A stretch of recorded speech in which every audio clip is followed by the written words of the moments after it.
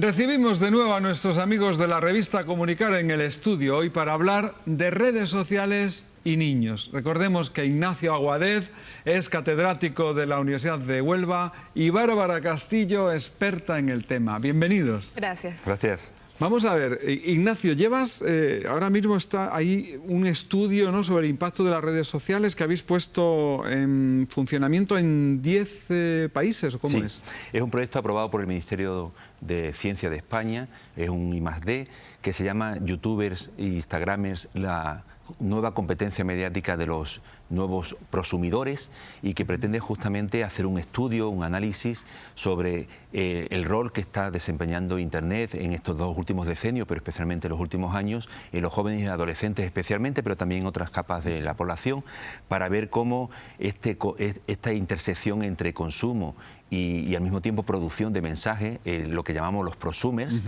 generan nuevos hábitos, nuevas formas de entender la sociedad, de comunicarse. Esta multiplataforma de convergencia comunicativa que está generando Internet necesita ser analizada y necesita sobre todo ofrecer propuestas a los padres, a las familias, también a los educadores y por supuesto a los comunicadores, porque justamente esto ha transformado radicalmente la forma de concebir la sociedad y la forma de comunicarnos. Porque, Bárbara, ¿qué se sabe de cierto sobre la influencia, sobre el impacto de las redes sociales en los jóvenes y los niños?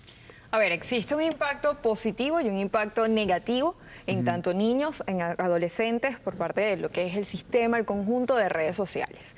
Un impacto positivo es la oportunidad de generar el hecho de estimular todo lo que tiene que ver con el proceso creativo, la comunicación de forma espontánea, inmediata, pero por otra parte, de alguna manera, si caemos en un proceso de adicción, produce insomnio, síndrome de déficit de atención y adicionalmente provoca un exceso de exposición por parte de los usuarios que puede en algunos de los casos desvirtuar la identidad y la imagen de cada uno de esos niños o adolescentes si no tienen obviamente una orientación. ¿Y cómo limitamos? Quiero decir, ¿a partir de cuándo empieza a ser un problema, de ser una adicción?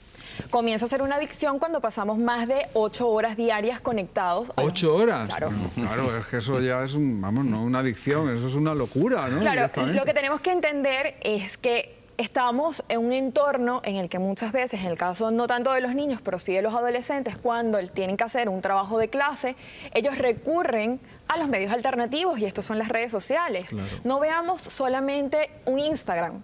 A veces cuando hablamos de redes sociales pensamos en la foto, en el postureo, pero tenemos que pensar también en un WhatsApp, tenemos que pensar también en un Twitter, tenemos que pensar también en un Facebook o tenemos que pensar en los blogs, que siguen siendo redes sociales y los adolescentes recurren a ellos para poderse nutrir de contenido y poder aportar este conocimiento a sus trabajos. ¿Y qué debemos hacer los padres? Porque está bien que usen eso digamos, para hacer deberes y eso, y también está bien que lo usen para divertirse, ¿no? Por supuesto. Pero ¿cómo lo hacemos?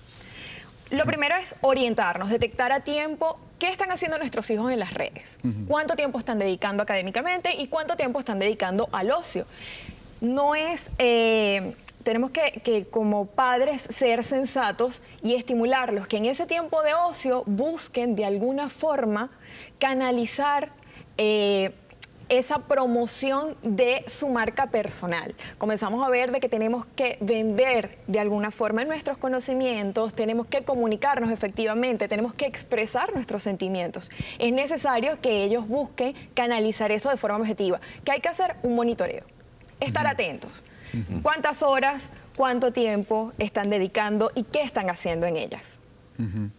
Bueno, y nunca llegar a 8 horas, claro. Sí, además, el problema no solamente es el tiempo. Yo creo que también, sobre todo, es analizar los contenidos que ven y, sobre todo, formarlos para que sepan analizar esos contenidos. Es lo que llamamos la competencia mediática, que es una habilidad que hoy día es imprescindible que la escuela dote a nuestros chicos y chicas, ¿no? Porque justamente esas competencias, esas capacidades son las que permiten saber interpretar esos contenidos de una forma inteligente, de una forma activa, de una forma participativa, porque justamente el el tiempo no lo es todo. Es decir, 3 horas de consumo, pero consumo racionalizado, consumo inteligente, pueden ser muy positivas para su propia formación, porque no hay que olvidar, como decía Bárbara, que hoy día en los medios está todo. Está el ocio, pero también está la enseñanza, está el aprendizaje, está las falsas noticias, pero también están las verdaderas y la construcción de un universo que hasta ahora nunca las jóvenes podían haber tenido. Es decir, hoy día los chicos saben mucho más que nosotros cuando éramos pequeñitos, que solamente teníamos un canal o 2 de televisión. Entonces, la oferta que hay hoy es tan inmensa que lo que hace falta ya no es... hay una sobreinformación. Lo que falta es saber filtrar esa información, saber consumirla de una forma inteligente. Tú como docente, ¿qué aspectos positivos ves a las nuevas tecnologías? Pues supongo que los tiene bastantes. Sí, yo ¿no? creo que muchísimas. Yo creo que ese profesor que considera que las tecnologías, que la televisión, que Internet son enemigas para la escuela, realmente ellos son unos tecnófobos, son unas personas que no han sabido descubrir todas las inmensas posibilidades que tienen los medios y los recursos para enseñar. Son inmensas. Es decir, ponos ejemplos. Pues, por ejemplo, trabajar con el libro clásico hoy día es importante, pero también trabajar con las tabletas, con los ordenadores. No de por sí las tabletas y los ordenadores son unos buenos recursos para enseñar. Depende siempre del profesor. Es decir, el papel del profesor hoy por hoy es insustituible. Es verdad que hay enseñanza virtual, enseñanza online, pero de cualquier forma hoy día el rostro humano sigue siendo una estrategia fundamental de enseñar. Ningún experto en tecnología promueve hoy que desaparezca la figura del profesor. Ahora bien, ese profesor conocedor de las tecnologías puede hacer inmensamente la amplitud y el horizonte que se abre para enseñar son mucho más, ¿no? Incluso hoy se habla de la clase invertida, es decir, que los alumnos adquieran los conocimientos en casa y en la clase lo que hagan es discutirlo, reflexionarlo, porque mucho de lo que falta hoy día es la discusión, la reflexión, el raciocinio, por decir de alguna forma, ¿no? Entonces, el enseñar a nuestros alumnos a descubrir esa información falsa, que hoy tan famosa está en los medios todos los días, y ser capaces ellos de vertebrar una construcción y un aprendizaje autónomo y de alguna forma inteligente, como decíamos antes. Porque es que yo pienso que si, por ejemplo, tienes una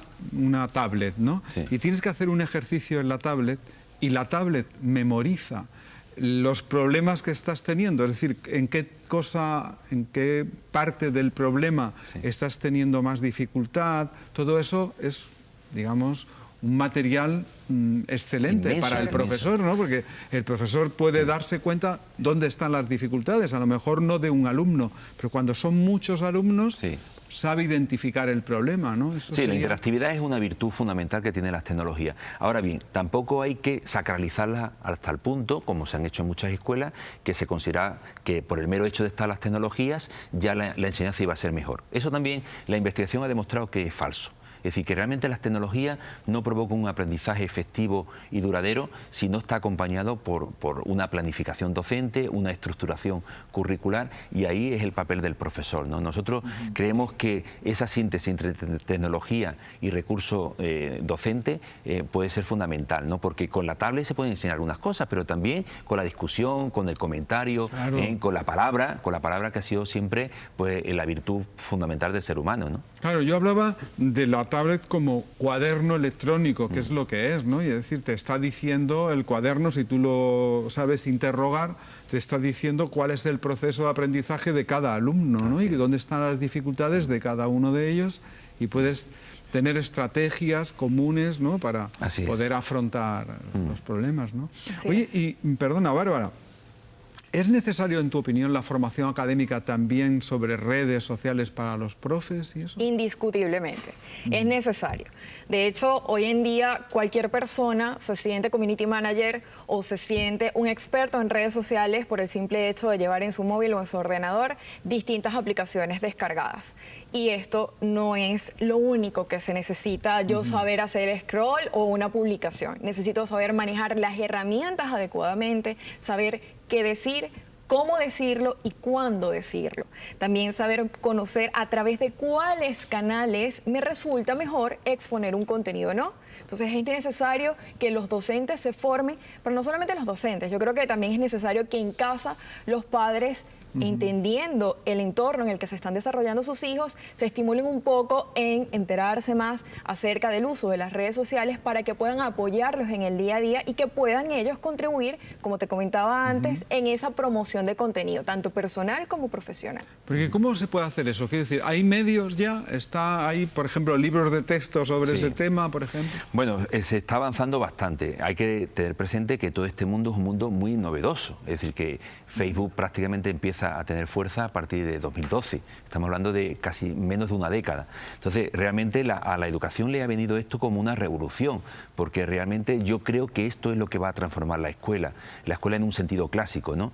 Yo creo que sigue siendo necesaria que nuestros alumnos adquieran conocimiento más que nunca, pero también es verdad que hoy día las tecnologías han venido para quedarse y enfrentarse a ella pues es de alguna forma volver a un pasado. Lo que decíamos, una escuela que enseña para el pasado es una escuela que realmente no debe existir. Debemos formar, ¿no? Claro, Quiero decir, debemos formar a nuestros alumnos presente a todo lo que viene, y lo que viene es tecnologías, ¿no? Entonces, a la medida que se cualifiquen, que se preparen, no solamente los alumnos, también, como decía Bárbara, los profesores, ¿no? Porque también hay una carencia importante.